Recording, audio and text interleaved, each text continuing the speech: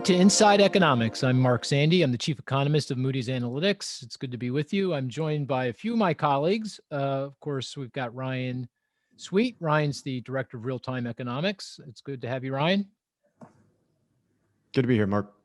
Yep. It took you a little bit of a pause there. I don't know. You're slow. I'm getting over a man cold. So it's been plaguing me all week. So I'm on the mend. What is a man cold? Yeah. How is that different from a cold? Oh, so when I get sick in my household, I'm the worst. I'm like, in bed for a while. My wife had the same thing and she bounced back in a day. And she's like, it must affect men more than women. I'm with you on that. Totally agree. Yeah. See, I said, if it's factually correct. And she's like, no, it isn't. She's like, get Fauci on your podcast and ask him that question. About the man cold. That's a good idea. We should get him on here. Try to get him on. And we got Cris.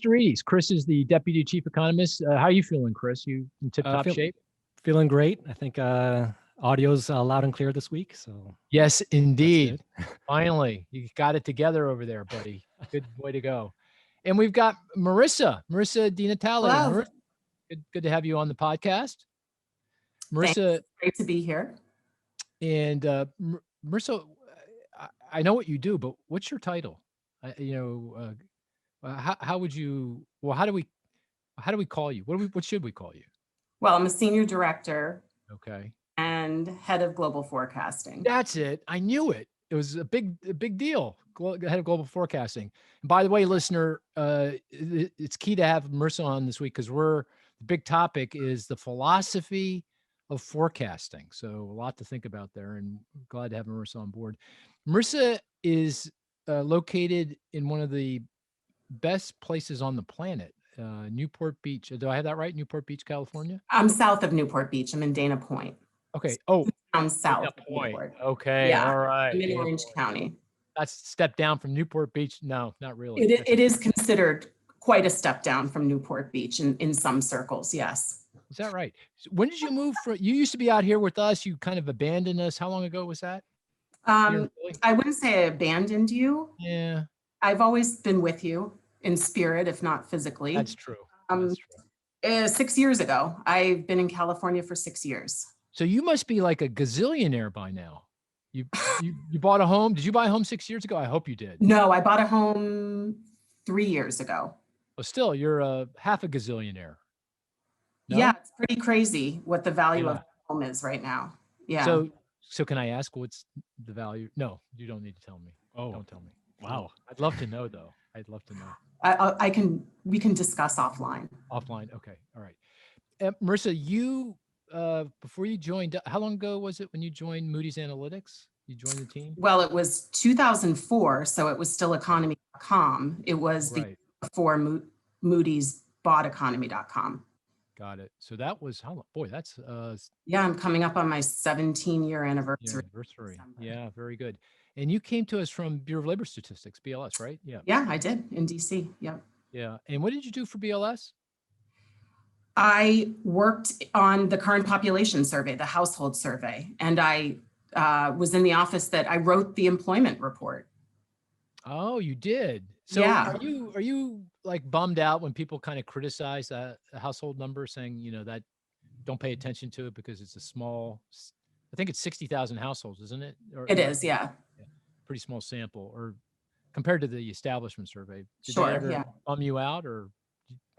No, I think if you know what it is and what it's measuring and what its drawbacks and strengths are, then I think people understand the differences between the two. I mean, it's true with any survey, right? Regardless of size, there's going to be some margin of error in there. So certainly when you're data mining that set for very specific things, you're going to run into huge standard errors. But data mining, who's I don't, doing that?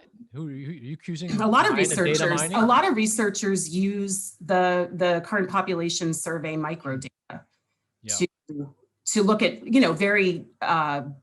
very fine cuts of demographics or geographies, things like that once you start cutting and looking at Hispanic female 15-year-olds who live in Chester County, you're going to have a huge margin of error when you start cutting things that way. But yeah, I hear.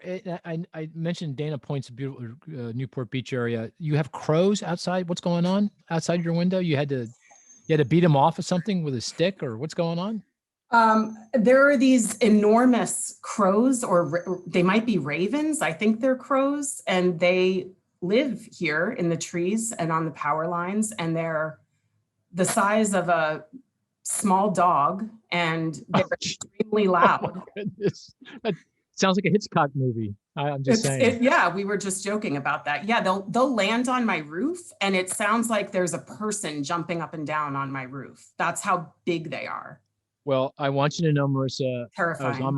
Before I came in to do this podcast, I was on my back deck, and there were these beautiful little hummingbirds floating around. I have those too. Oh, I have do you really? hummingbirds Okay. too. Yeah, the Yeah. crows are probably out there eating them right now. And of course, I'm only in, pedestrian suburban Philly. So, and I've got. Well, that's where I'm from, Mark. So Yeah, I there you go. have love for Chester County as well. Well, I think we should move on. What do you think, Marissa? We should. Yes. Sure. Okay. Right, we've caught up. So, as you know, and I know you're a careful listener to our podcasts, that we begin with the statistics before we move into the big topic, which again today is the philosophy for forecasting. And I'm going to really mix it up. Marissa, you're going first. You are going to go first. Oh, good. Usually I make Ryan go first, but this time let's just really mix it up here. So, and you played the game, right? You tell us a statistic. You don't tell us what it is, but we have to, based on our. Hey, by the way, I should tell you this. Last week we did a podcast. Remember, Ryan, your statistic was Chinese GDP 1.3%. Right. And I got it right. Correct? Am I right? Am I right about that? I got that. You did get it right. So I've got people throwing shade at me saying that must have been the fix must be in. You must have told me before the podcast what the statistic. No, we never share. Exactly. Nope. I want everyone to hear, everyone out there to hear that. We don't share. We take this deadly seriously. Okay, Marissa, with that as a backdrop, what's your statistic? Okay, well, first let me preface this by saying that Ryan was trying to get in my head and psych me out all day yesterday. Oh yeah, there's games going on. So, okay, the statistic, actually I would like to do two, but let me do the one right now. You see what happens? She comes on and she's trying to change the rules already. I mean, come on. Okay. Okay. So the statistic I would like to use is actually from last week. It came out last week. Okay, fair enough. You guys didn't talk about it. It didn't come up in previous conversations. Okay. So is it still fair game? Yeah. It is. Yeah, fire away. Sure. Yep. Yeah, the statistics that came out this week, none of them really spoke to me, and it was a lot of housing, which I figured Cris would use those. So who knows? Who knows? Who knows? But probably we're forecasters, and probably. Okay, so my statistic is 39% in June. 39%. 30, and this was last week. In June, but it refers to June. Yes. Just month over month, year over year. Is it a growth rate? No. Oh, okay. Oh, so it's like a diffusion index, or no? She's shaking her head. No. Give us a hint. Got to give us a hint. It's a percentage. A percentage. 39% Yes. of something. I don't know, I'm drawing a blank. Can you give us a hint without giving it away? We should know this, you're saying. You think we should know this. This is in our strike zone. We're close to. Yes, but it's a release with a lot of numbers, so this might be a little sweet ask. It might be one of those hidden. Should I tell you what the release is? And then tell us the release. Yeah. Okay, so it's from the NFIB. Oh, I should have known that. Well, the percent of firms that said they were raising prices, that was higher. That was like 49%, as I recall. I think that was the highest. It might have been the highest on record, or you have to go back to the 80s, Yeah, that's true. So 39%. You're a labor market person, so maybe a percent of firms that say they can't fill an open position. Yeah. Trouble hiring. That's wrong. No, plan on increasing compensation. 39% say they're going to increase compensation. Close. Oh, Geez.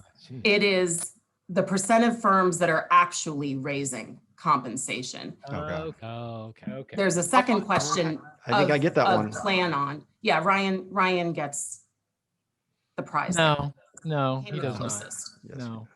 it has to be So none of you do. Yeah, it's the, it's the. Oh, can it's I the- ask though, how high is that? I mean, put some context. It is the highest ever recorded, going back Oh. to the inception of the survey. So 39% of respondents, these are small businesses that report to the National Federation of Independent Business, said that they actually raised comp in the month of June. Yeah. Highest ever. And it was, yes, and it's a little bit higher than where it was, prior to the pandemic start. We had a very tight labor market, obviously. So all these surveys were also showing employers saying jobs are hard to fill and there might be upward wage pressure. That was kind of like the second highest data point, but this is the highest in a single month. That is a really good one. I'd have to say, kudos. Yeah, good job. That was, Cris should have known that, but he's not working hard enough. Off. Yeah. Yeah, he's off today. Well, he doesn't have a cold. Okay, so you said you had two. You want to do the second one? So the second one has to do with our topic of discussion today. So we Okay. could maybe save Wait. it for the intro to that. Okay, well, let's do that. We'll in fact Okay. do that. Okay, all right. Hey, Cris, you're up. What's All your right. statistic of the week? This one did come out this week. 0.09. 0.09. Is that Wow. a change? Nope. It is an index. Is it one of your weird housing surveys, like from Fannie Mae or? Nope. This is a Wells indicator. Fargo. This is an indicator that's covered on Economic View. It is. Shout out to Sarah Crane for covering it. So Ag She prices? covers. She covers. Is it from the Chicago Fed manufacturing? Oh, Survey? no, wait. Uh-oh. No. I Activity. know. The But only because Chicago Fed activity index. that is correct. There you Guys. go. I got, yeah. But Marissa, I think she was there first. Actually, It's I all right, would've Marissa. Yeah. You'll get used to it. We get Mark 95% of the way there, and then he, slams it home. That's sort of true. That is sort of true. I wouldn't have gotten it without Marissa. That's definitely true. So explain that statistic, Cris. What is that statistic? So this is a measure put out by the Federal Reserve of Chicago. It's a composite of 85 economic indicators that are designed to measure overall activity and assess inflationary pressure.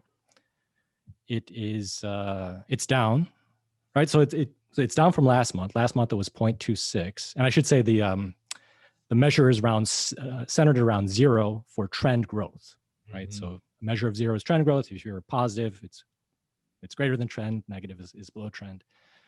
So it's positive. It's still faster than trend, but it is slowing. So it does suggest that we're losing some momentum in the economy.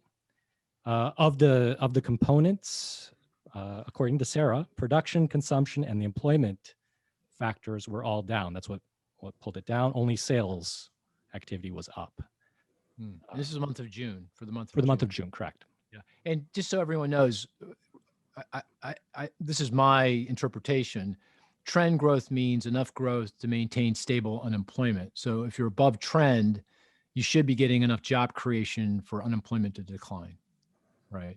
Yeah, So, that's fair. and of course, that statistic goes up and down and all around month to month. I mean, I think if you take a step back, it's still up pretty strongly, right? It's still indicating growth above trend, growth that's sufficient to bring unemployment down. Yeah. So she reports a 3-month average of 0.06.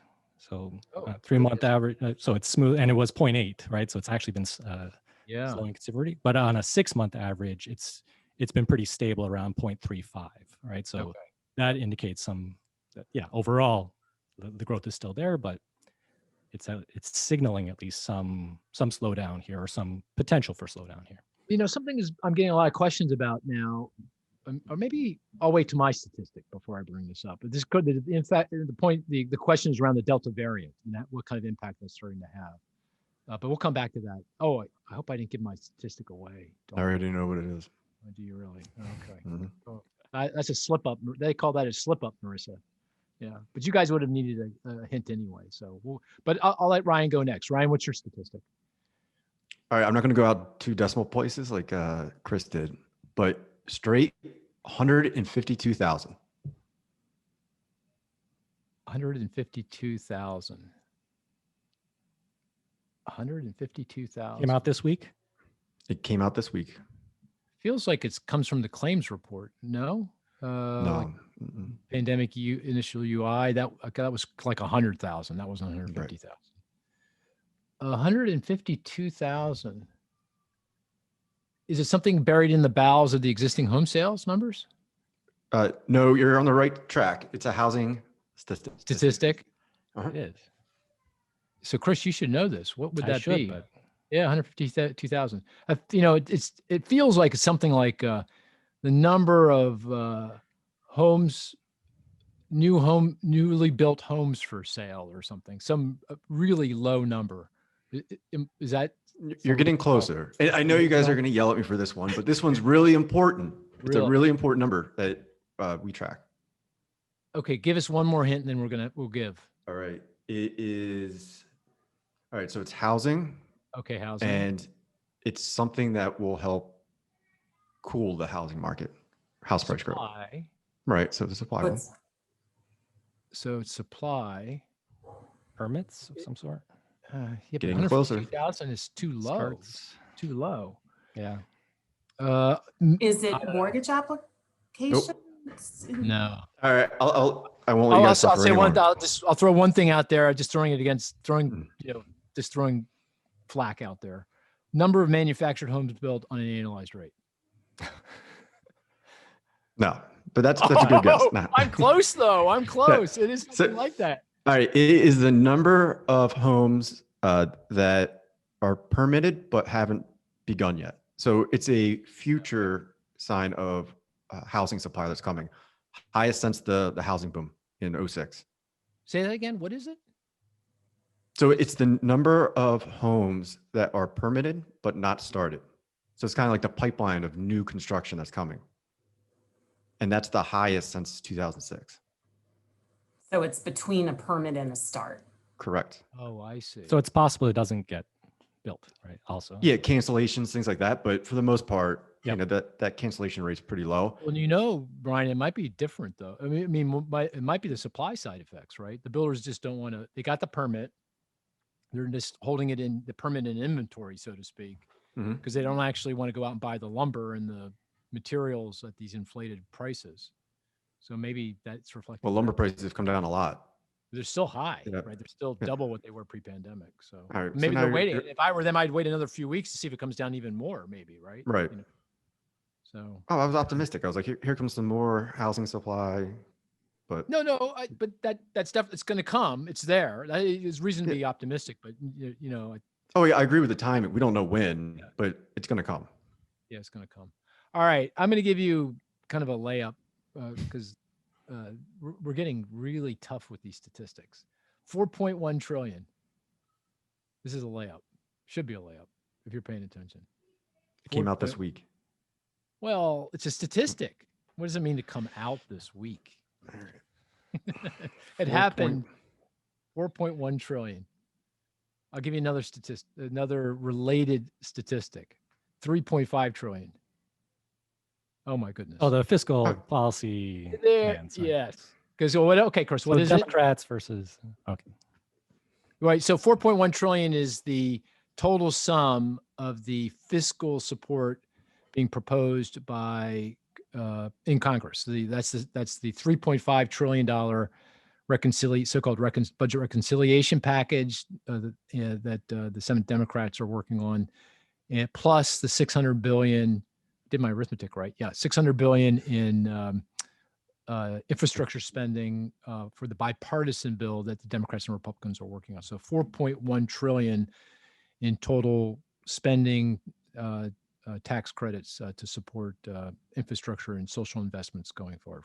That's a lot of money, a big number, and that really will have what happens with that legislation, whether it gets through to law, in what form and to what degree, what size, goes a long way to determining our outlook, our forecast for the economy. And we're getting pretty close to coming up to the big topic, the philosophy of forecasting. So very important. Before we get there, though, the statistics we've been following week to week, anything interesting happening with 10-year treasury yields, Ryan? Anything we should note? They're still going down, I think, right? What were they? No, they've ticked back up. So have they? Yeah, last time I checked earlier this morning, it was like 1.3. Okay. So last week we were flirting with 1.2. So we're up a little bit. Yeah. And if you go back a few weeks ago, a month ago, it was 1.5, 1.6. So we're down 20, 30 basis points. Correct. So of that, how much of that is more technical, related to debt ceiling, bond issuance, that kind of thing? How much of that is more fundamental, related to bond investors growing nervous about the Delta variant? Yeah, it's almost evenly split. It's like 50-50, because you have inflation expectations that come down quite a bit. So that's bringing the 10-year down by probably 10, 15 basis points. And then probably the rest is these technical issues on top of the Delta variant. I would group those two together. By the way, the other statistic I was thinking about doing, which you wouldn't have gotten, but it would have been unfair. That's why I didn't do it. But it was a good one. Was the Purchasing Manager Index for the UK? It just came out this morning or this afternoon. 57.7 in June. That's down from 62.2 in May. And if you go look at the commentary, a lot of the slowdown is in transportation and leisure and hospitality, which feels like Delta variant is having an impact. Obviously, the UK being significantly impacted by the variant. Are you guys noticing anything in our data at all, the macro data for the US, suggesting that the variant is having any kind of impact on the economy, macro or regional impact? Have you seen anything yet? No? So for that, I would look at like Open Table, nothing really there yet. The Google mobility, nothing that screams Delta variant. The weakness in jobless claims, which is Chris's number, that's seasonal adjustment problems. That's not Delta variant. The one thing that's been weak is the home-based data, but I don't know if that is Delta variant. It might be too early. What's that? What's the home-based data for everybody? Oh, so this measures hours worked, number of people in employment. It's like a good high-frequency indicator of the job market. Right. We put that back to normal index together, which is a compilation of a lot of those statistics you just mentioned, including some government data. We do it at the state level. And I have noticed that our back to normal index, which is equal to 100 right before the pandemic, is fallen back for Florida. If you go back a few weeks, say a month, 6 weeks ago, Florida was actually all the way back. Its back to normal index was over 100, back to pre-pandemic, but now it's back down to the low 90s. So, I wonder if that might be because Florida's been hit pretty hard by the Delta, and there's a lot of in addition to infections, there's a lot of hospitalizations there. So maybe we're seeing some ill effects there, but it's really pretty modest at this point. If there's any effect, it's really on the margin. Yeah. Okay. I think give it a month or two and we'll start to see it in other states, because even here in California, mask mandates are back in LA County and in parts of Northern California. And I think other counties here are looking at doing that. And if that happens, right, it's just people are going to be going out less in general. Yeah. What do you think it would take for the Delta variant to become a U.S. macroeconomic issue, for it to actually affect the economy in a negative way? The macro economy, not a state, not a city, but show up in the macro data. I mean, it would have to be widespread business restrictions and lockdowns again, but I can't envision that happening. What if schools did not reopen for in-person learning? Would that be enough? Yeah. That would certainly show up in the data. Certainly show up in the data. Yeah. Just even, all the stuff you guys have been talking about the last few weeks about labor force participation, people staying out of the labor force to care for kids, labor supply shortages, that would certainly worsen those things, I think. You know, guys, I think maybe next week or the week after, we might want to have a podcast on this variant, talk about because this is global. You know, I was just talking to Steve Cochran, our chief economist out in APAC, and he was, Asia's in trouble. I mean, Singapore's shutting down again. Malaysia, Indonesia have real problems with the pandemic. So we may want to revisit this in a week or two. Cris, your statistic is UI claims, and as Ryan alluded to, it did something weird last week. What happened? Yeah, they jumped up 51,000 from the week before to 419,000. But as Ryan mentioned, there are a lot of measurement issues that, may discount that movement. So seasonal factors are certainly one. You do have the auto industry scaling back because of the chip shortages. And then also just definitely, I got some questions about this this measure from some clients, just in terms of how UI benefit initial claims actually work, right? So clearly there's a case where you get laid off, you apply for benefits, your claim may be rejected, in which case you may apply again. So you might be counted multiple times. And then also, if you are on UI and then you're applying for an extension, that also would show up as a initial claim. So you have to take that all into account when you're looking at this number. So it could be inflated, if you will, for those reasons above and beyond just weakness in the economy overall. So I think important to watch. The 4-week moving average is 385,000. That's still flat. So it's indicating things aren't really getting worse at this point, but certainly something we want to. So Ryan, I know you use, or at least historically, you use UI claims as one of the key inputs into your estimate of the job number for the month. So do you have an early estimate? I know it's early because this doesn't come out until it's 2 weeks from now, isn't it? It's 2 weeks, right? But claims were for the payroll reference period. Yeah, exactly. So what are you thinking? Do you have a sense of things for the June number at this point? Yeah, I have a number. I'm not using claims. So the model uses no, because what was Cris was saying with the seasonal adjustment issues, it's around auto retooling. Normally this time of year, auto manufacturers shut down, retool their plants. That can cause a lot of variability in the data. Timing of the July 4th holiday can throw off claims earlier in the month. So July is 1 month that, my little, things to do list for forecasting employment is like, don't use claims in July. Yeah. So what's your number, your preliminary number, just to get a sense of it? 850. Oh, okay. A strong number. Because last month we got, what did we get? 850. Yeah. Right around there again. Oh, right. Okay. You think any particular thing going on? Any reason why?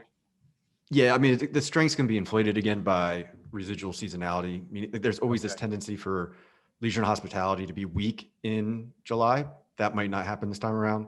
State and local government education is always very strong. So these two factors combined, really should juice it. Got it. Okay. And my the statistic I've been following week to week is copper prices, because that's a Dr. Copper window into global economic conditions and inflationary pressures. And that continues to be very strong. $4.35, at least last time I looked, $4.35 a pound. Anything over $4, that's a rip-roaring economy. $3 a pound is typical. Anything closer to $2, which is what we saw back in the teeth of the pandemic, would be consistent with a weak economy. So Copper says things are still strong out there. Inflationary pressures are still quite intense. So no abatement there. Okay. Anything else on the statistics before we move on? Did anybody want to bring up? I thought that was pretty good. Okay.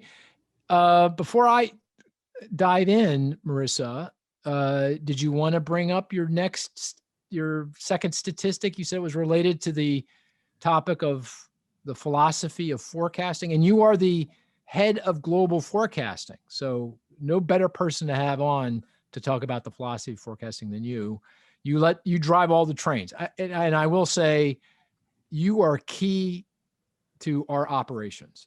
You make things work. And I will say, if there's one disadvantage to being in Dana Point, Newport Beach, is the time zone, right? Because you must feel like a little bit out of sorts there, right? Because if we have a 7:30 a.m. meeting in Westchester on the east coast of of the US. That's what, 12:30 London, that's PM 1:30 PM Prague, that's, I don't know, 4:30 PM Dubai, that's 7:30 PM. I'm pretty good at this.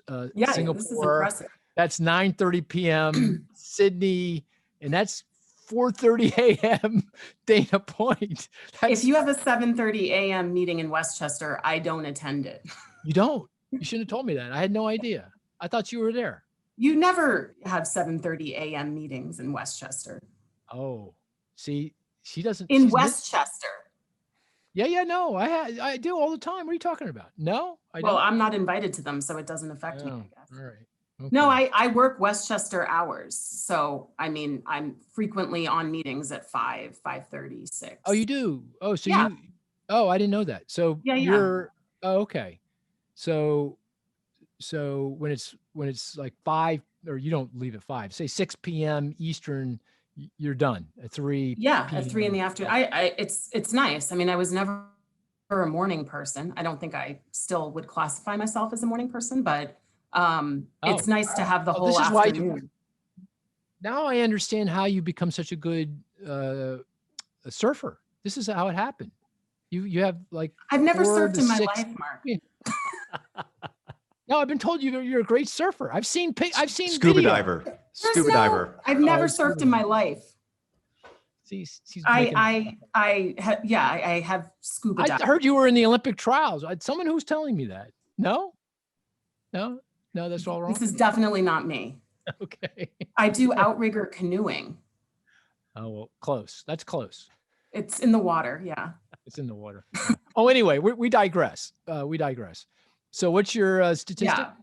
So my statistic is 18.3%. And that's a seasonally adjusted annualized rate. 18.3% in This is a recent indicator from recent indicator. And it has something to do with forecasting. No, it's not a recent indicator. Oh, it's not a recent indicator, Oh. but it has something to do with forecasting. It is a forecast. It is That a number is a forecast. forecast. That number is a forecast. Whose forecast? Yours. Ooh. Oh, Mark's- oh no. She's isn't gonna the- play nasty. I can feel it. I can feel Is this it Mark's already. No, average? this is just a segue into the topic that we're going to be talking about. And I thought this was a nice Okay. Well, now I'm nice starting to way sweat to a lay- little bit. I'm gonna have to, I'm gonna have to roll up my sleeves here. Okay. All right. I gotta get ready for game. Okay. Is this Mark's average error on No. residential housing starts? No. Thank you, Ryan. Oh, wow. We're coming back to that. We're coming back to that one. He's like, I can feel this. They're ganging up on me, guys. gonna turn into a roast. listener. Yeah, I'm gonna. 18. All right, eight. Say it again. 18.9. 18.3%. 18.3%. I thought you guys would get this. Get this right away, huh? 18.3%. It's a forecast. Geez, you guys have any clue? The year over year forecast. No, it's not year over year. It's annualized. It's a quarterly annualized percent change. Okay. I don't know. Oh, it has something to do with the stock market? No, Personal income? no. All right, we're on. Okay, we give up. What is it? Car prices. Car prices. I just want to name every variable that we forecast. Yes, exactly. It is the VIX it index. is it is the GDP forecast that we made for the second quarter of 2020 in late March, right after the pandemic started. Hey, wait. That was a pretty good. What was it? Was the actual number? Minus 31% Oh, geez. annualized. Oh, this is Q2. This is Q2. This is Q2. This is Q2. That's right. This is just for Q3. Hold on. Wait. What?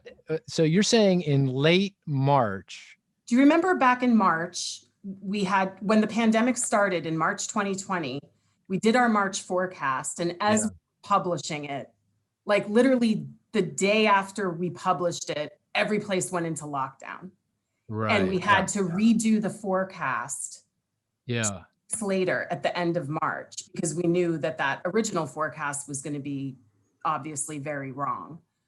So we have two vintages of a March 2020 forecast. Okay. So I think that's the only first, time that ever happened, right? it is. yes. Yeah, it is. That's right.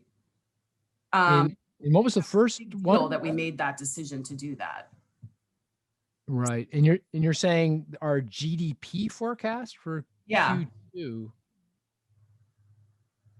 was 18 positive 18. Oh, because we had this big No. I know. Minus 18.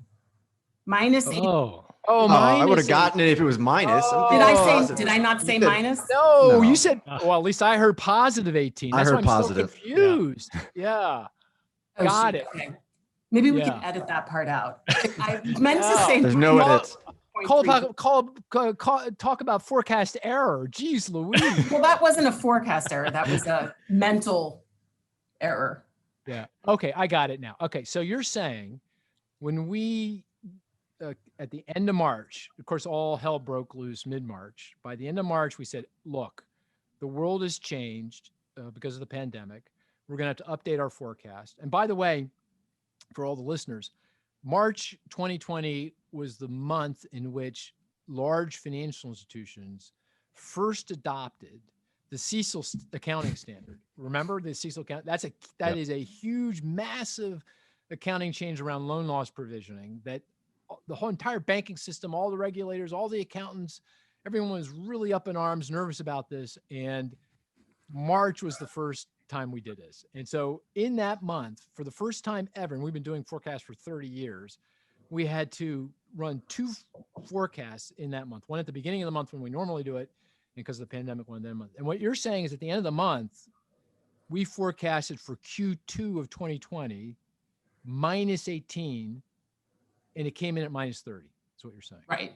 Got it. So We would you actually- consider that a good forecast, or how do you feel about that forecast? Do you think we did a good job given what we knew at the time, or not?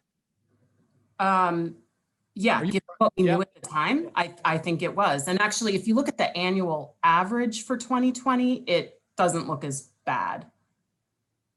Well, I thought you just said that was good. Doesn't look as bad. I said, Yeah, doesn't look okay. It's all a matter but of framing. it could have been better. It could have been better. It could have been better. Yes, but here's the point, though. I think the most important contribution we made at that point in time was providing the framework for trying to understand what was going on in the economy. You know, many, not all, but many recessions are caused by demand side shocks to the economy. You know, consumers pack it in and stop spending, businesses stop investing. This was a massive supply side shock to the economy. And now that I say it and everyone's lived this feels like, oh yeah, it's exactly what happened. But back in late March, that was not obvious to people. That took a lot of work and insight.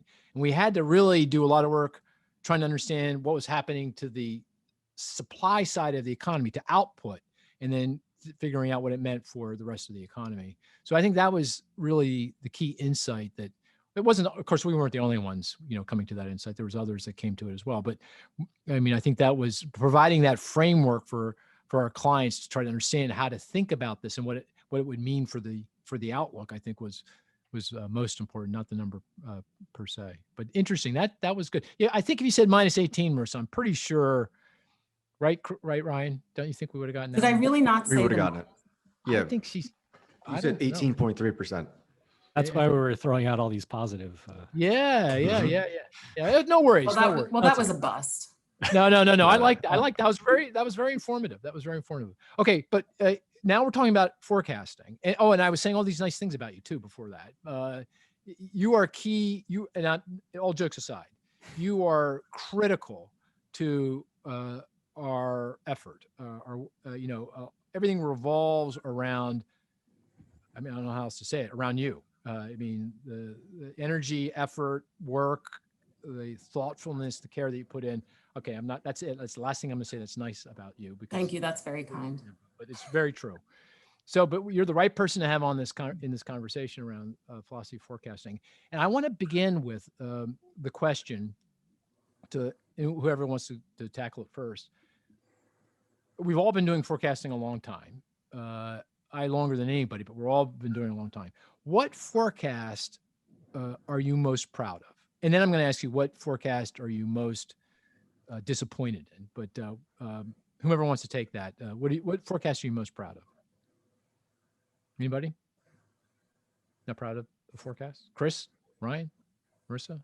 All right. I'm personally proud of many forecasts. I could take another 2 hours, talking about my forecast prowess, but you don't want that. So since Marissa brought up minus 18.3%, I was pretty proud of our high frequency GDP model throughout the pandemic. It got pretty close. I mean, the forecast error is much larger than it was pre-pandemic, but explain what that is. So our high frequency US GDP model is essentially a bean counting approach. So all this data that we talk about on the podcast, as it comes out, it feeds into this model and it counts up bottom up, all the components of GDP, and then estimates on a daily basis what GDP is tracking. And throughout the pandemic, it was getting pretty close. Yeah, I totally agree with you. It's done a marvelous job. And what's it forecasting for the current quarter? Because we're going to get that number next week, GDP, right? For Q2. Yep, so it will change because we get durable goods next week, but right now it's 7.8% annualized. You notice Ryan's a particularly good forecaster because before he gives you his forecast, he gives you all, this, that, we got more data coming in, it's going to get more accurate. It's the truth.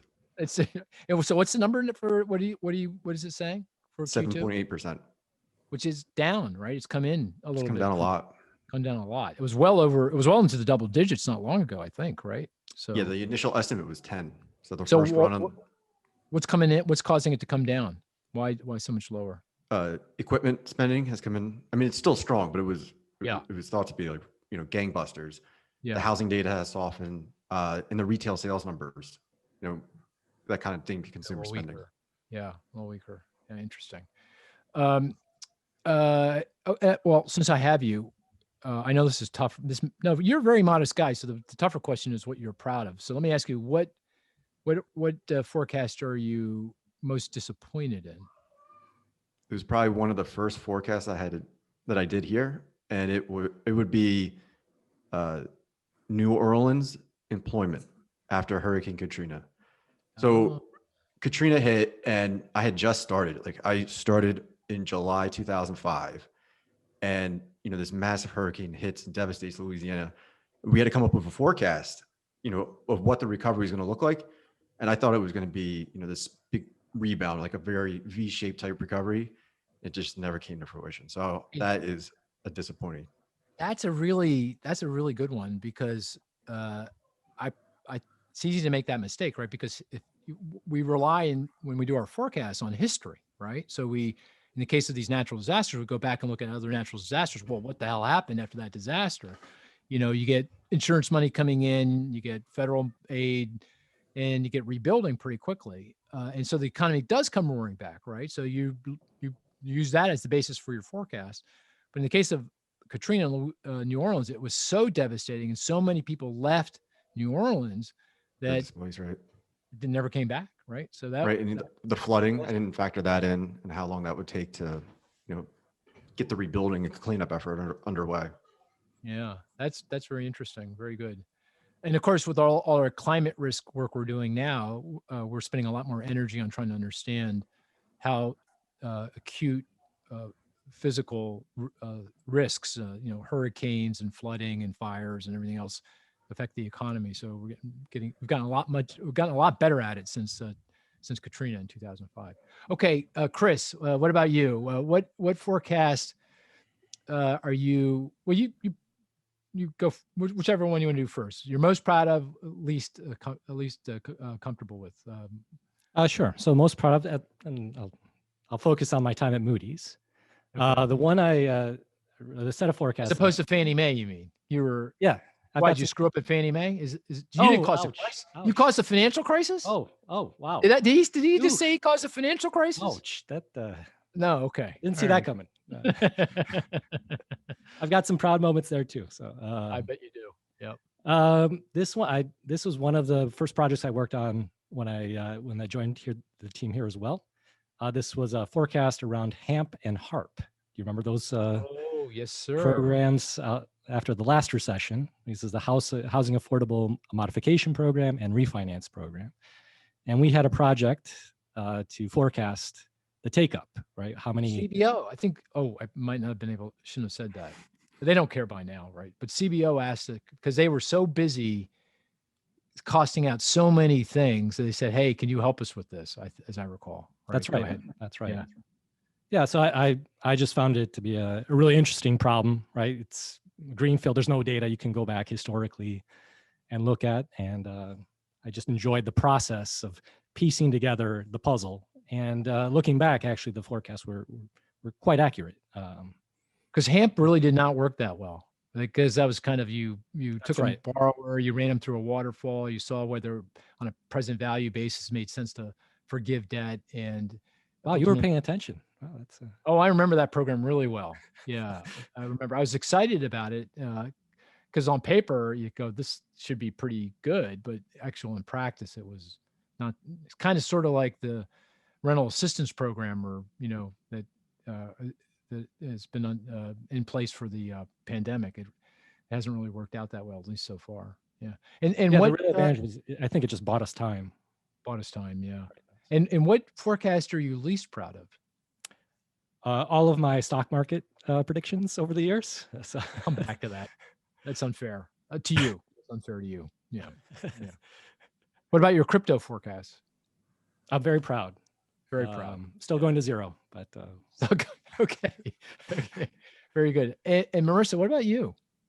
What are you proud of? Well, mine is similar to Ryan's. So it was a forecast I made for the New York City economy right after like Lehman Brothers filed bankruptcy. So I can remember that, this was 2008. We were already in the recession. There was already a housing market correction.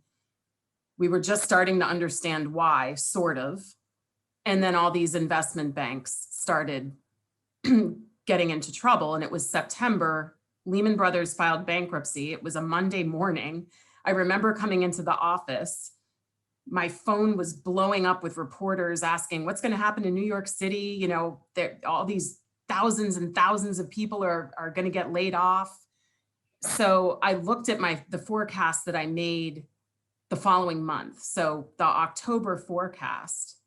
And over the next 5 years, I got pretty close to the decline, the initial decline in jobs and the timing. And 5 years out, I was back to the actual employment figure that actually ended up, unfolding. And I remember just having every day, just adding up these layoff announcements from all these investment banks and financial, and just trying to figure out how many are in New York City and what's the odds that, these people find jobs in other sectors, or, so that's the best forecast I made. That's a good one. That's a good one. Certainly the financial crisis was a seminal event for a lot of us, as forecasters. What are you least proud of? What forecast are you? The forecast I made 2 months later of the same thing was worse. Oh, that's funny. And I think it's because, kind of like Ryan's, so Ryan was anticipating a big rebound after Hurricane Katrina in New Orleans. I was not anticipating a strong rebound in New York City, right? It was like all this talk about banking and the financial segment just shrinking permanently and firms leaving New York, which always seems to happen after any event happens in New York City. There's always this narrative about how everything's going to leave New York, and it never happens. So I had a pretty slow long-term recovery, and it ended up being much faster in reality. Part of that too was that at that time, and this I think goes back to our error in part of, not knowing what would happen with the pandemic, is not anticipating the extraordinary fiscal intervention there would be to help the banking sector and the financial sector back then, all the too big to TARP and all of that. So that came later.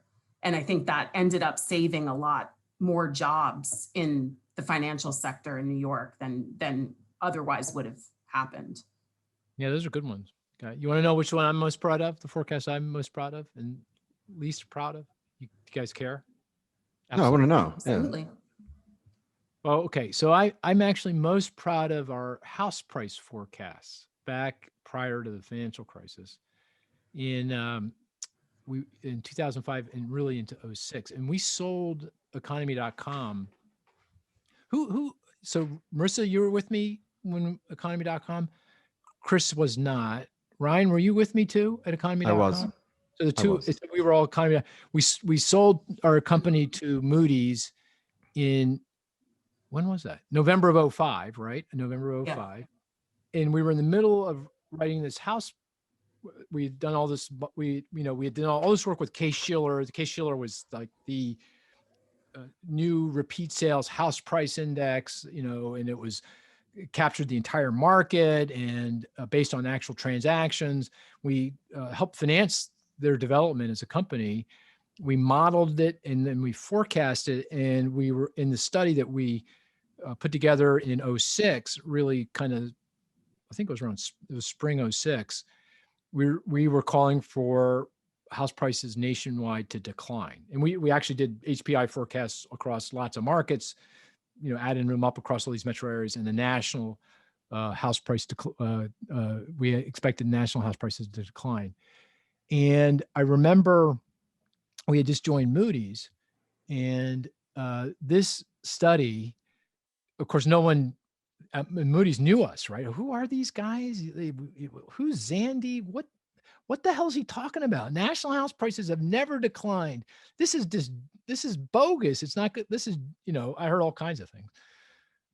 Because the forecasting they were doing was based on these, these kind of Monte Carlo, they're not based on fundamental factors in the housing market. They're based on statistical relationships historically. And you pump out these distributions of forecasts, and basically the middle of the distribution is kind of the average house price forecast over history, and it bears no relationship to the current level of house prices, which if you're in a bubble, that's a big problem, right? Because prices are significantly overvalued, and all you're saying is, oh, they're going to continue to rise at 3, 4, 5% per annum. So we come out with this. And by the way, if you have national house price declines, that's a big problem for mortgage-backed securities that are, being, it was the RMBS, residential mortgage-backed securities, being issued at the time, it was just out of control. There was, hundreds of billions of dollars of securities being issued and rated, of course. And if you had house price declines, you didn't take a genius to connect the dots and say, oh, there's going to be a problem here, with these securities and the ratings behind the securities. And of course, there was all kinds of hand-wringing and, debate.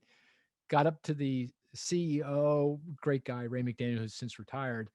And, he goes, well, and it was a reasonable question. He goes to me, Mark, why is an economist so interested in house prices? Kind of when you think about it, now everyone says, well, that's a crazy question. Back then you're going, well, okay, well, what does it have to do with GDP and jobs and all that kind of stuff? And he was not an economist, right? He that wasn't what he did. So he just fundamentally didn't quite get why I was paying attention to this. Fortunately, Ben Bernanke, chair of the Fed, wrote a speech at that point in time. The speech's title was Subprime Mortgage. And by the way, talk about a forecast error. In that speech, he said, don't worry about housing and mortgages. This is not going to be that big a deal. And if it is a problem, don't worry. We'll solve, we'll step in and solve the problem.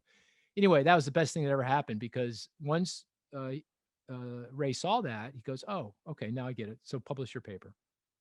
And we published the paper. And it was, created all kinds of stir, because we were saying national house prices were going to decline.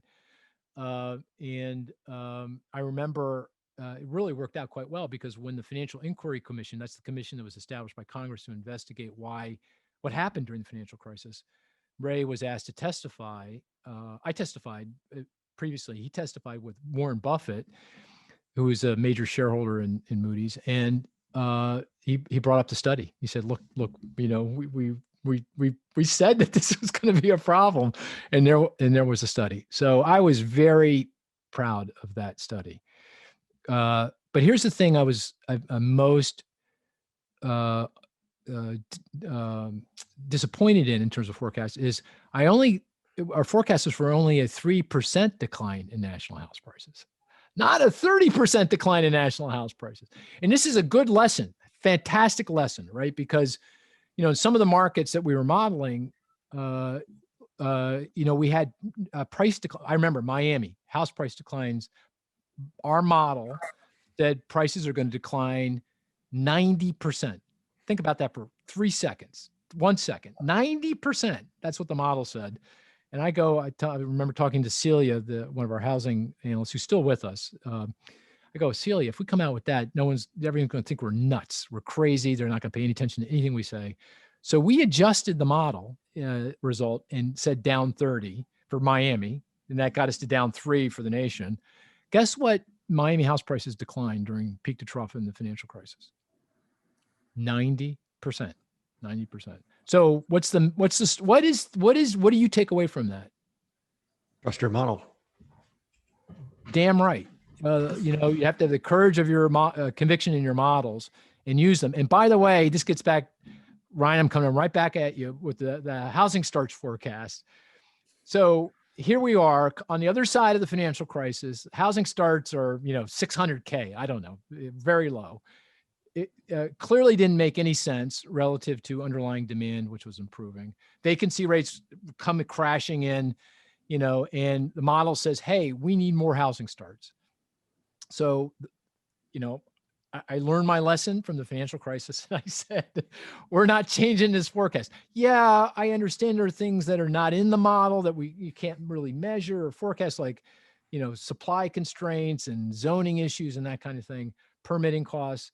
But I stuck with the housing starts forecast, and it was obviously too strong, way too strong. But here we are in 2021, and we've got an affordable housing crisis, right? The model said we should have been building.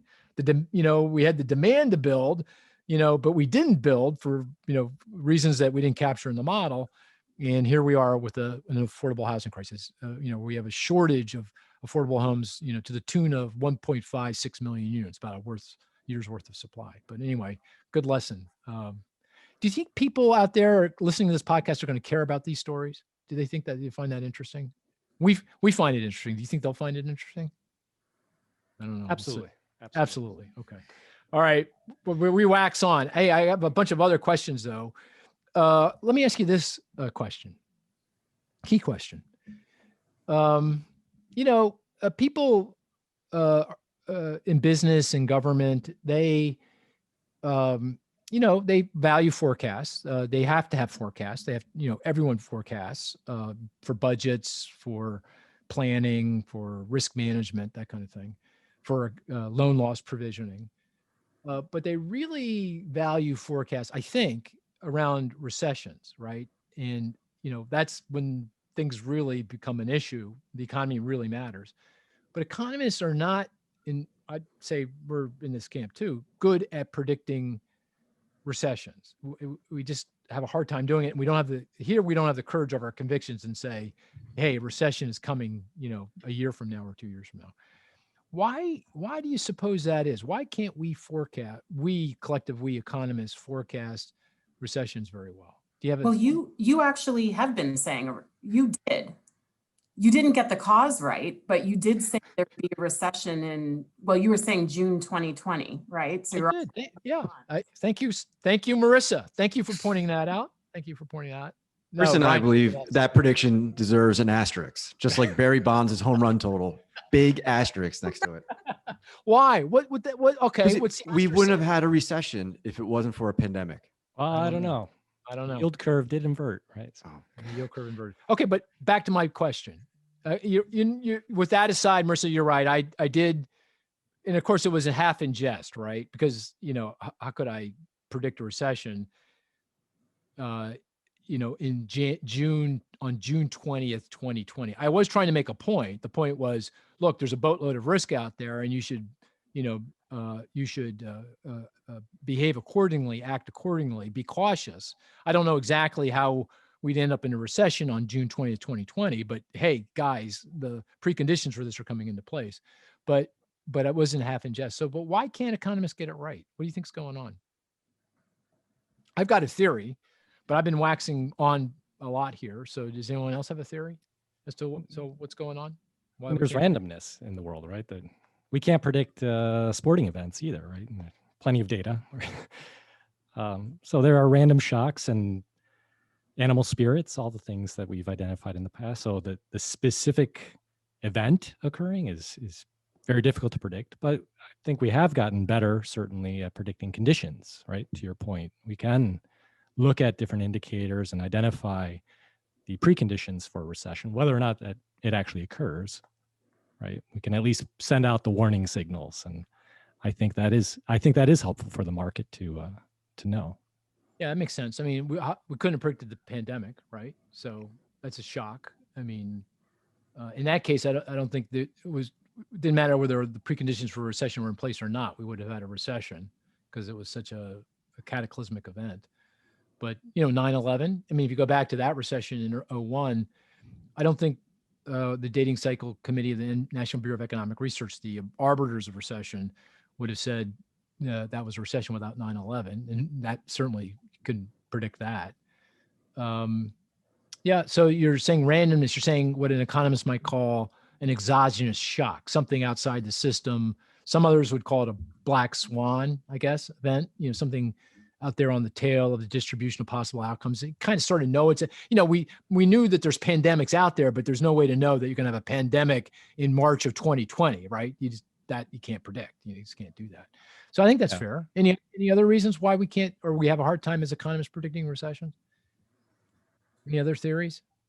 What about, my thought is recessions ultimately at the end of the day are a loss of faith, a loss of faith in the economy, in your financial well-being. And that's very much an emotional event, right? It's not generally a numbers and cents event. The numbers and cents aren't working all that great, that, but it's when everyone kind of collectively gets to a place where they say, oh my God, this is going to be really bad. And they all run for the doors, or maybe the better analogy, they run for the bunker at the same time. We all run into the bunker, stop spending, stop investing, stop hiring, stop doing what we do, when times are, normal, typical.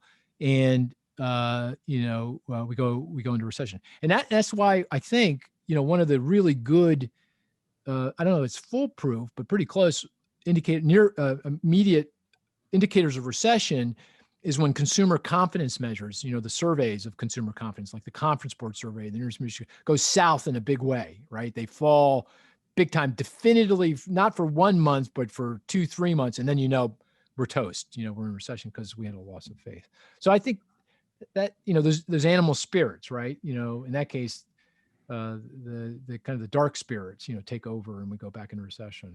We go into recession. So that is inherently, how do you predict that, right? I mean, how do you predict that kind of collective emotional response that, happens when you go in recessions? Any others? Any other reasons why we might miss it? What about policy errors? Do you think policy errors? Here, I'll give you, here's my theory about the financial crisis. A theory, and it's probably overstated, but just for didactic purposes. The things were going badly. Housing was overvalued. We had a bubble. It was bursting. Prices were declining. I was doing damage to consumers. They were getting nervous, starting to create problems for the banking system. But maybe we wouldn't have, maybe we'd probably gone into recession, but maybe we wouldn't have had a cataclysmic financial crisis if not for a series of policy mistakes. And what I mean by that is, as financial institution after financial institution got into trouble, policymakers, the Treasury Paulson under Bush, started with Bear Stearns when it failed early on.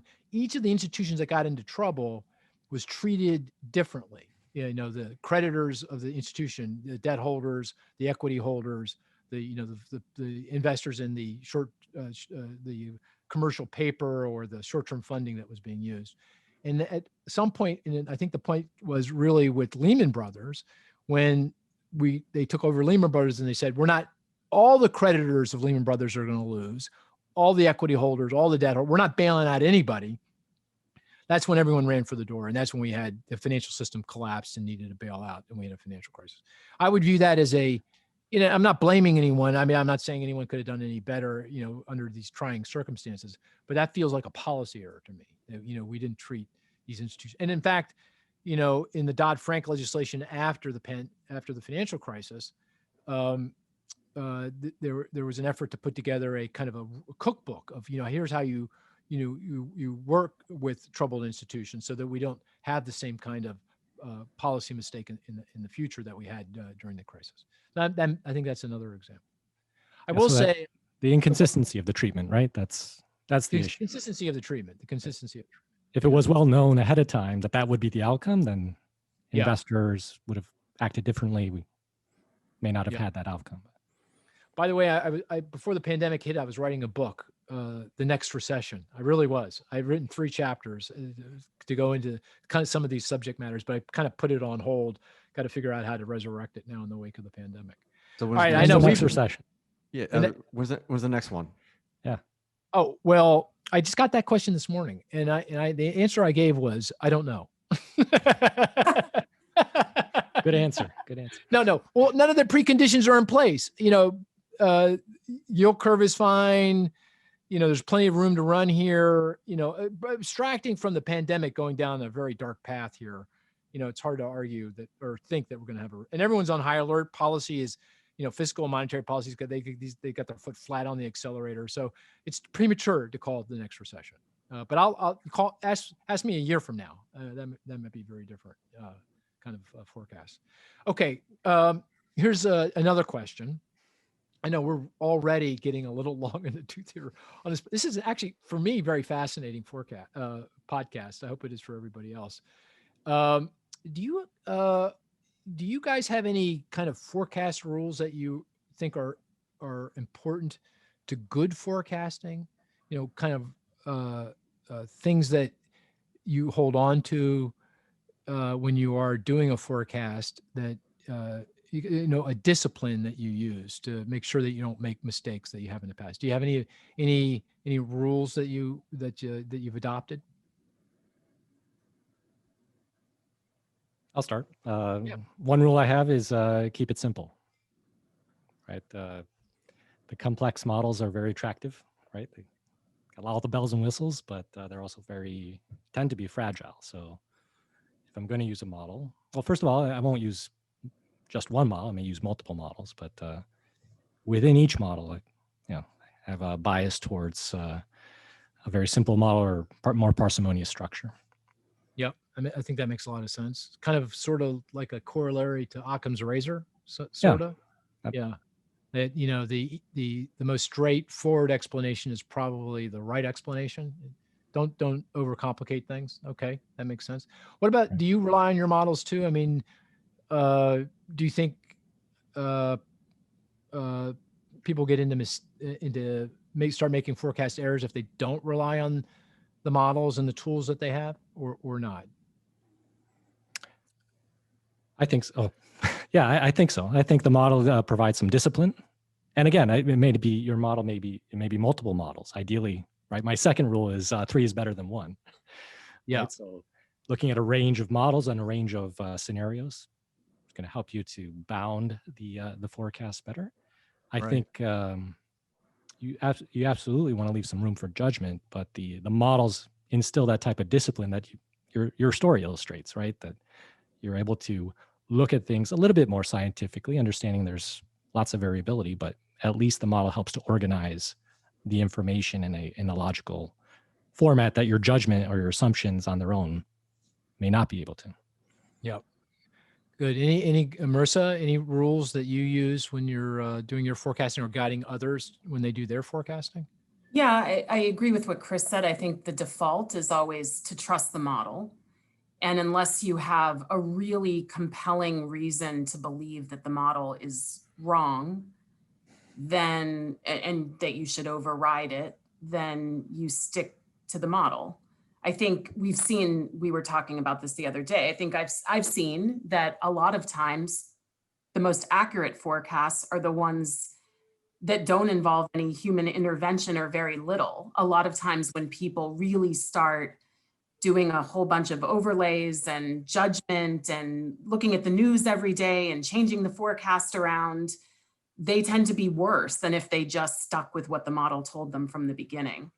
So I kind of think less is more as well, which I think is kind of what Cris was saying. And then the other thing I would say is just when you're trying to forecast a macroeconomic variable, whatever it is, you have to really understand the data.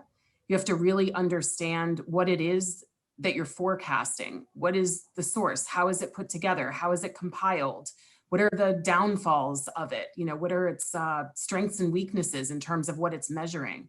Like, I mean, Ryan is the best at this, right? Like, he knows the data inside and out, where he's saying, oh, I don't use UI claims every July because of the auto manufacturing retooling. I mean, that takes a lot of experience and time to understand the data to that extent that you can understand how these individual industries would conspire to move an employment number. I mean, that's getting pretty deep into it. And I think the deeper you can get into it, typically the better you are at forecasting something.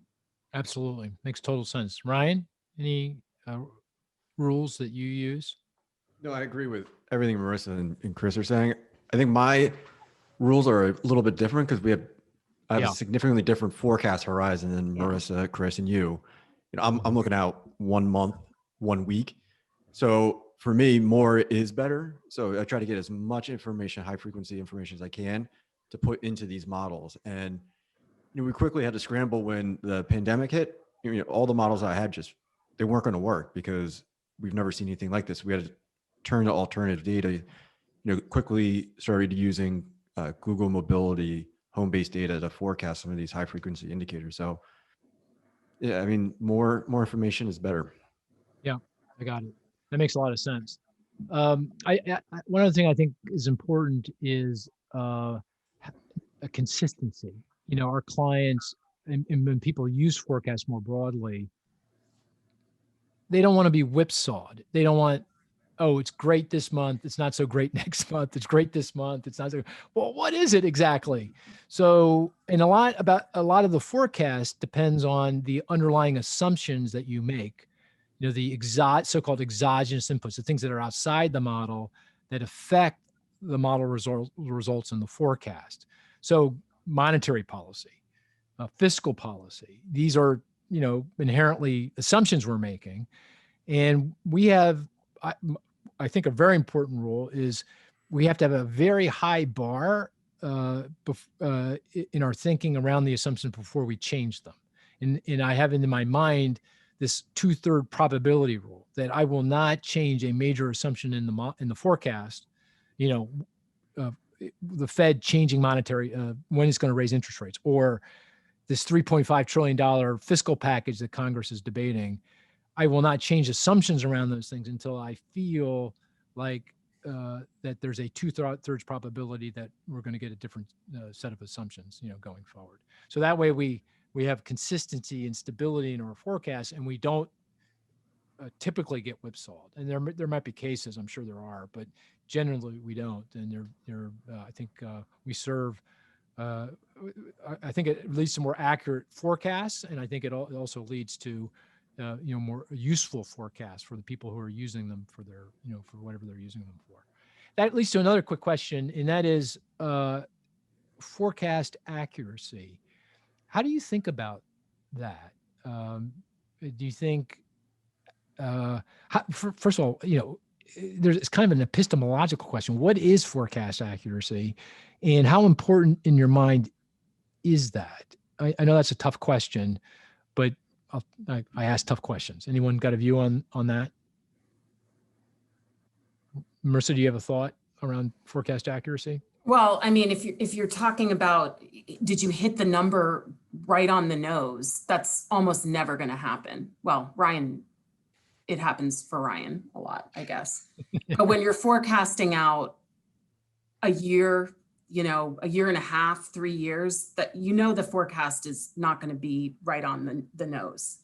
So I think it's more about the narrative that you tell. Well, what is, you know, tell me the story about what's going to happen and how this is going to play out and how severe it's going to possibly be. What are the probabilities that it's X versus Y? I think it's, at least with our clients, I think that they're valuing more that the framework in which we're placing the forecast rather than holding us to hitting a specific number, because most people understand that that's not going to happen.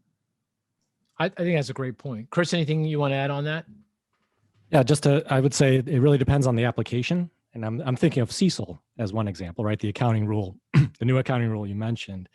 If you read the documentation, the guidelines, it doesn't say anything about accuracy. It talks about reasonable and supportable, right? The forecast has to be reasonable and supportable. So that's really the emphasis. You're coming up, there's an acknowledgement that you're not going to hit the number, as Marisa said. And it's really about coming up with an approach that, meets the smell test, is something that is a reasonable expectation of what could happen, understanding there's a lot of uncertainty around that. So I think that's what we actually are aiming for in our forecasting process. Got it. I think forecast accuracy is important, and I don't mean to sound slippery here, because I do think, it is important that if you're consistently not accurate, then you're doing something wrong, right? I mean, you're the way you're thinking about things, the framework, the model, the data, whatever, you got it wrong. So, accuracy is important, but actually measuring accuracy, that's a pretty slippery concept. I mean, for many years, I did a lot of regional economic forecasting. That's where this company started. It was really in forecasting what was happening to regional economies. That was before economy.com. We were regional financial associates. So we were regional, and employment is key. The employment data that Marisa, you put together for the world, we relied on and consumed, in great detail. But that employment data is subject to mass revision, particularly when you're talking about a metropolitan area or a state, because it's based on a sample of establishments or households, and it's just a sample. And of course, it's, not the universe. And once a year, the BLS goes out and collects the universe based on unemployment insurance records, so-called benchmarks its survey-based information to that universal count. And you can get some pretty massive revisions, particularly when the economy is going up and down and all around, and get very different perspectives. So if you're saying, well, was your employment forecast accurate?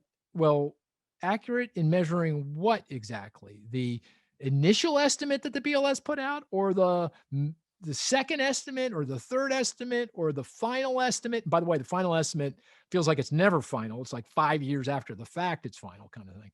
So, what's important for the client is your forecast giving them a sense of where this economy is headed, and the strength of the economy, or the weakness of the economy, or what is the weakness of the economy, what's going wrong? And also just telling clients about the data itself. What data should you be using or not be using? And if you're using this data, what should you be thinking about when you're using it in your own revenue forecasting or budgeting or policy analysis or whatever it is? So forecast accuracy is, it's easy to say, but it's a very slippery concept. And what's important is if you're giving people who use those forecasts, fundamentally a sense of, what's driving it, what's the framework, is it, as Cris said, reasonable and supportable, and at the end of the day, is it giving you directionally, the reality of what's going on here? This is a good economy, this is a bad economy. I think that's what's most important. Okay, I know we're running on, but I don't care. We're going to keep going unless you guys have, Marisa doesn't have happy hour for a while. She's going to go surfing pretty soon, so we're going to keep going. And you guys, listeners, if you don't like this, you can tune out. But I think this is very informative, but I got a little bit more to talk about here. So I want to know, each of you, whether you are a hedgehog or a fox or something in between. Now, a hedgehog is someone who's got embedded in their minds a framework for how the economy works. It's immutable, and everything has to fit in that, and all my forecasts revolve around that view of the world. Or a fox is, I'm taking in all this data, all this information, I'm going to change my mind, based on recent data points, kind of bringing it all together, use my intuition, maybe use some models and come up with a forecast. But I don't have this kind of broader kind of fundamental framework for how the economy works. It's it's more based on what's happening in the recent past. So what are you guys, or you can come up with a different animal if you want, but and maybe you have, but Marisa, are you a hedgehog or a fox or something in between? So the listeners know you did tell us you were going to ask this question. I did. An online quiz to find out what I am. And I am 3/4 hedgehog, 1/4 fox. Oh, I love that. I love that. You did an online. What does Marisa that mean? just went second level. Hold on. What does that mean exactly? You did a survey of whom? I don't know. Just I Googled it, and there was some Business Insider website had like a assessment that you could take to tell you whether you're a fox or a hedgehog. Oh, I see. There's this. Oh, Business Insider has a actual tool, a survey you can go on and take. I think it was Business Insider. Yeah. Oh, that is really interesting. That is. I'm gonna have to go take. Sir, you're 3/4 hedgehog. I would have forecasted that, by the way. Yeah. As a joke. You guys should be laughing. Where's the soundtrack? That was a Colbert quality joke right there. We'll ask Ben to splice that in. Yeah, thank you. Right. A little drum roll. A little drum roll. All All right, right, Mark. all right. What's Cris? What's your forecast for Cris? Cris is, I'd say he's 50-50. Like most things in life, he's 50-50. Yeah, he's 50-50. He's a 50% hedgehog, 50%. I think that's, what would you say, Ryan? What would you say he is? Maybe a little more hedgehog. Yeah, I was gonna say more hedgehog, like 2/3, 70-30. 1/3. Yeah. Yeah. Okay. Yeah. Cris, what do you say? I think I'm a mix, but I would actually go with more with the fox. A little bit more fox than Did hedgehog. you see the way he said that? I'm the fox. That's pretty funny. Really? Okay. So tell me the percentages and 60-40. Okay. 60-40. It's pretty good. And why do you say that? Well, so as you said, the hedgehog is really dedicated to one idea and one thought, really focused on it, versus the fox has many ideas, and I think I tend to look at a problem or look at a forecast from a lot of different angles versus sticking to one worldview. So Got it. I thought you were okay. I had a joke, but I'm not going to say it because it wasn't Colbert quality. Yeah. Ryan. Oh, Ryan. Goddamn. Oh, sorry. I shouldn't have said that. Ryan. Let me guess. Ryan he masquerades as 30% hedgehog, 70% fox. In reality, deep down, when he's, in bed thinking about things, he's 80% hedgehog, 20% fox. But, he masquerades as this fox. Do I have that right, Ryan? No. Yeah. I'm like 90-10 fox. 90-10 fox. Yeah. That makes sense. Yep. Okay. I believe that. That makes sense. Because, this is an important point, I think. It really depends on your horizon. Yeah. Right? I mean, if your horizon is near term, next month, next quarter, I think fox makes a lot of sense, right? It doesn't really matter what the structure of the economy is. I mean, no, not at all. If you're forecasting out 3 to 5 years, I'd say probably better to be a hedgehog, more of a hedgehog than a fox. And if you're thinking out, 25, 30 years, then you better not be either one of those. Definitely not a fox. And I'm not sure a hedgehog's any good either. We got to come up with a different animal for that kind of forecasting because at that point, technology changes and, the society changes and all kinds of things change. Very, very difficult to get nailed down. And by the way, that leads to a very interesting point. In my view, I'm curious if you have a different view. I think our accuracy is highest in a horizon that's probably around 3 to 5 years, right? Maybe 3, 5, 7, because, near term, you get asset bubbles and policy changes and, events that going to scramble things. Longer than 7 years, and you have technological changes and big political upheavals. But 3, 5, 7, that's kind of the sweet spot, I think, right? Because you don't have the near-term noise, and you have this long-term structural shift, and that's where our models, I think, work best. Would you agree with that, roughly speaking? Mm-hmm. I would. Yeah. Yep. And don't try to change the subject yet, Yeah, because we got to guess what you are. Well, Yeah, no, I answered the question. I am a there's a word for there's this being that evolves over time, changes form depending on the horizon. So if I have to do a near-term forecast, I'm definitely going to be more of a fox. If I'm going to do a long-term forecast, I'm more of a hedgehog. But if you nail me down and say, Mark, on average through time, what is the percentage? I'd say I'm more hedgehog than fox. I'd say I'm 80-85% hedgehog. I really am, because I believe fundamentally it takes an awful lot to change the structure of this economy. It has not fundamentally changed in the period since World War II. The way it operates, the principles under which it operates, the mechanisms that drive things, the way we conduct policy and think about the world. I think, it would take an awful lot for me to change, the way I think about things. Is that how you perceive me? Yeah. Definitely. Yeah.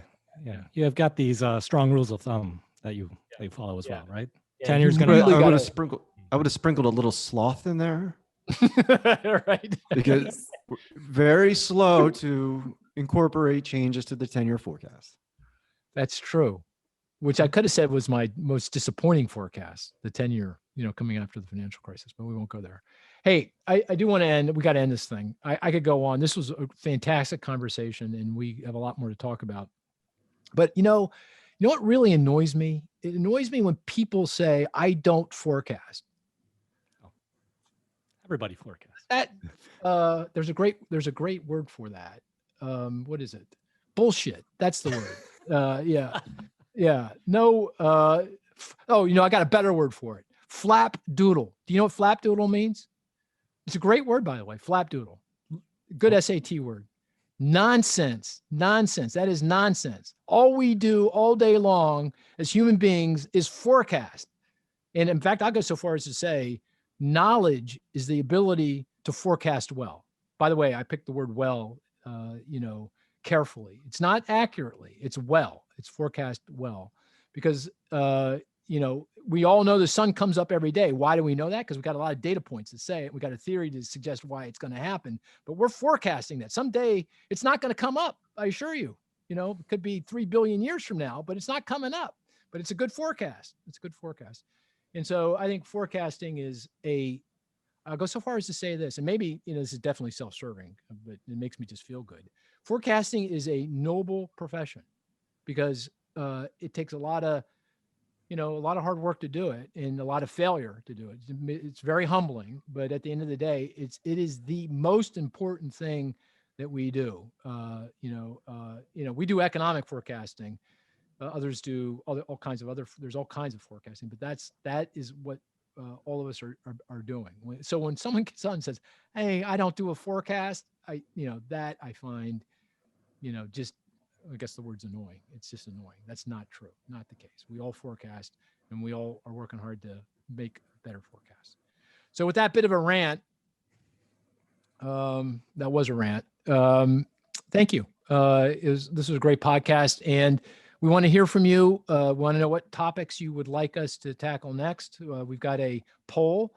You can go to economy.com, see the little button there for Inside Economics, and go there and let us know what you want us to talk about next. Can't wait till next week. Talk to you soon. Take care.